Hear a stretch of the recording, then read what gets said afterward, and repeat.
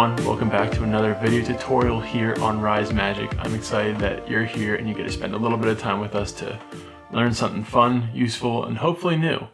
Now, if you couldn't tell already, we are going to be going over the Cull Force. A little bit of background on this move. This is actually something that I came up with back in my junior year of college. It was one of the things I really wanted to come up with a technique to make the cleanest, most realistic spectator chooses a card and I find the card without any funny business, just completely normal. They take any card they want, they put it back in wherever they want, and I know what that card is. I came up with the idea and I was super excited about this idea until I found out upon a little bit further research that of course I wasn't the first one to come up with it. Even though I did come up with it without any outside influence, apparently smarter people before me had thought of it already. It was originally in an unpublished journal by an anonymous author until a man named Hofstadter put into one of his works and published it. Now ever since then, magicians have been using it in their everyday routines just as an opener or even a more complex act. And I am here to teach it to you guys today. So let's just get right into it. Now in order to learn this force, we're going to start off just by giving you a brief overview of what it is and what it looks like. Now, you're going to start off with a card that you have and that you want to force at the bottom of the deck. And afterwards, you're just going to give the deck of cards a quick little spread. Anyone can touch any card they want. It can be that card, it can be this card right here. Whatever they want, they'll touch it. They'll square up this half of the deck and then reveal at their card, the Jack of Clubs, or show that card to them. Now, how exactly does this work? Well, it relies heavily on what would normally be called a call, but it uses it in a slightly different way.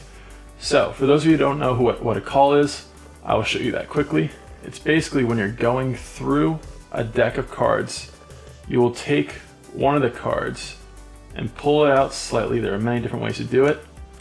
And then run it across the bottom of the deck as you're spreading through. So that card is always below the other cards. Now, how we're going to use that in this trick is that the card that we want to force is at the bottom of the deck. And when we go to initially start the spread, we will use our ring finger to push off that card ever so slightly, so that when we go to spread out the cards, we can spread the other cards, keeping that one on the bottom. Then with that ring finger, eventually you can pull it over with your right hand or left hand and run the other cards along with it, extending your spread. So that jack is held below the spread, but no one else can see the fact that it's there. Now my spread is a little sloppy because of how I was showing it to you, but we'll show it to you one more time.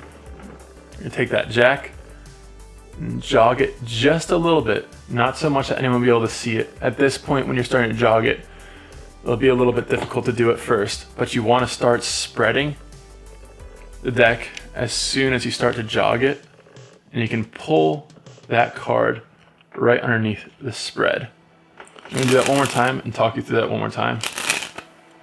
So we're going to jog the jack of spades at the same time while I'm starting to push that off the top, the start of the spread off with my thumb. So it'll kind of be more pinch-like move where you're pushing with your thumb and your ring finger down here at the same time to kind of make this little bit of a pinch that you can pull across with your right hand. Jog, push, and then you can spread a little bit or not that much when you're going to pull over with your first and middle finger on this half of the spread and kind of hold it right underneath. And you're going to kind of hold it right underneath everything, and when you're spreading, it should naturally just go right underneath that card. And that will all be happening underneath the spread. From an unexposed view, it's going to look like this.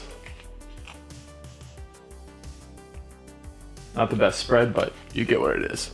So once you have that initial move down, you're going to want to actually do the force, which will be the easier part. Now, once you have that spread done, with that jack culled underneath, or whatever card you're forcing, underneath the deck, the way that this will work is that any card that you touch, you just want to make sure that it is underneath that section of the spread that you're culling the card. So, if I'm doing this force, and someone says that they want to touch this card right here, and it's not underneath that jack yet, what you're going to do is just continue to spread a little bit until this queen that they actually chose is a little bit underneath the jack that you're going to force on them. So therefore, when you square up this spread on the other half of the deck, the card that you show to them when you pick up that half will be the jack. I'm going to do that one more time. This time we're going to be using the 8. So we will spread through the deck of cards. They'll choose this one. You will just take the half of the deck that's below the card that they touched, square it up, and then show it to reveal that the card that they are choosing is the 8 of hearts. Now that you guys know how to actually do this move, I'm going to give you guys a couple tips and tricks on how to perform this move well as make sure that no hecklers get in the way of your performance. Now, as I would recommend with any sleight of hand move, whenever you practice this, practice just doing the motion without the sleight first. So rather than actually doing the cull and having that go alongside the bottom, just do a normal spread. Pretend like someone taps a card and then just square it up and point to that card without actually doing a force. Now, you might think that's kind of counterintuitive, but when you're doing that, just notice yourself, watch how you naturally do that spread and that square up. And then once you've done that a few times, try to match that with your actual cull force. So if you know that when you're spreading it out, you put your pinky back here for some reason, which I don't recommend, but let's say you do, you're special, your mom told you so. Make sure that you're doing that exact same thing when you're doing the cull force, or if you can't, change the way that you do that spread. You have to make sure that's the exact same whichever way that you're doing it. Now, when you're actually performing the sleight for someone else, it's very important what you're saying to them, because you have to point out the fact that they have to touch the card. You have to be very clear about that, but you can't be weirdly clear about that. So practice different ways to say, like, oh hey, make sure to just touch the card, or hold the cards in a way where they can't grab it. Motion to your spectator.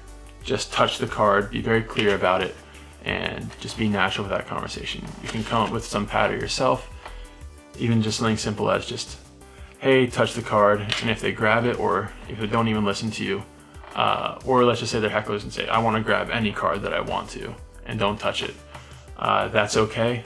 Don't do the move. Don't let it fluster you. Just go into some sort of other trick. Now, normally what I'll do if someone ever does that to me, and let's say I'm trying to force this 10 of spades, I'm going through, I try to do the force, someone touches the card, I square it up and they grab a different card. So that's okay, you already have that 10 of spades called at the bottom, so when they take the card, you can take it and just have them put it back in the middle, and you know what that 10 of spades is when you put it on top, and boom, immediately you have a key card. So even if you mess up the force or anything, having that bottom card, knowing what that is with that cull on the bottom of the deck, will be fantastic just for setting up a key card if you do mess up, or if some heckler or anyone else tries to ruin that force for you. And so I think that's a pretty nifty little trick that I've always liked to do, and yeah, I hope you guys get a little bit of mileage out of that.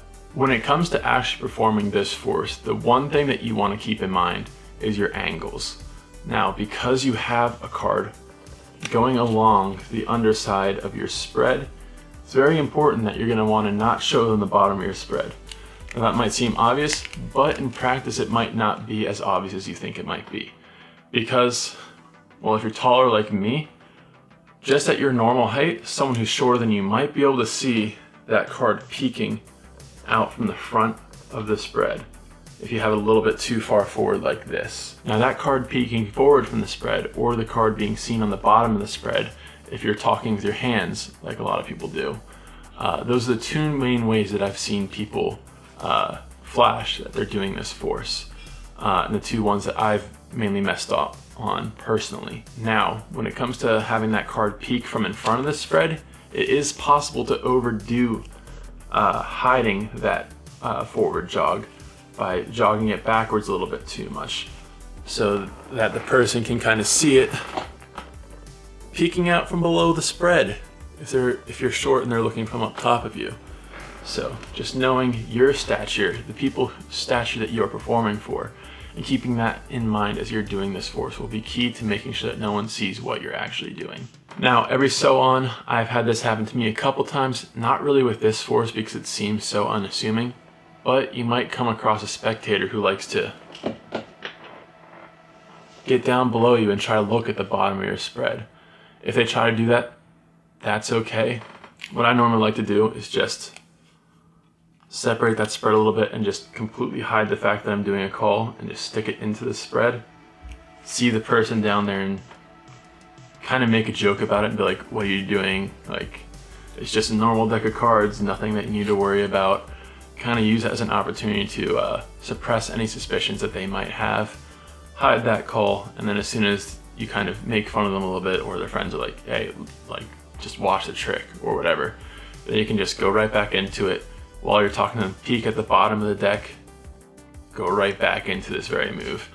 Just a little bit of a hint right there.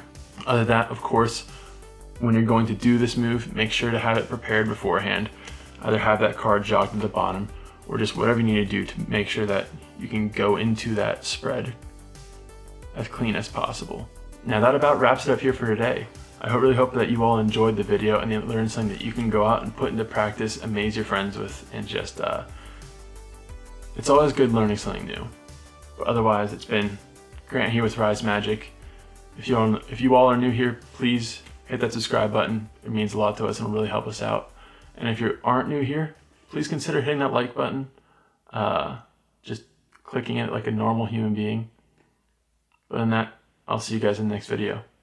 Have a great one. Get a flu shot if you haven't already. And I will see you in the next one. Peace.